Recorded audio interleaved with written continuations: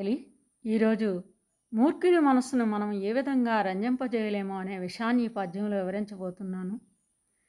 తివిరి సుమునందైలంబు తీయవచ్చు అంటే శ్రమపడి ఏ విధముగా ఆయన ఇసుక నుండి కూడా చమురు తీయచ్చు అని అర్థం అనమాట.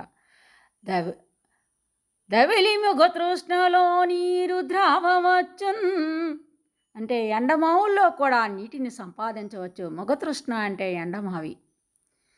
తిరిగి కుందేటి కొమ్ము సాధించవచ్చున్ తిరిగి తిరిగి కుందేటి కొమ్మును కూడా సంపాదించవచ్చు.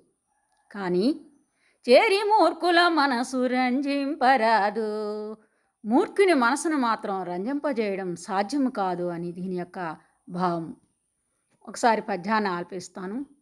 తివిరి ఇసుమునందైలంబు తీయవచ్చున్ దవిలి మొగ తృష్ణలో నీరు ద్రావవచ్చున్ తిరిగి కొందేటి కొమ్ము సాధింపవచ్చున్ చేరి మూర్ఖుల మనసు రంజింపరాదు.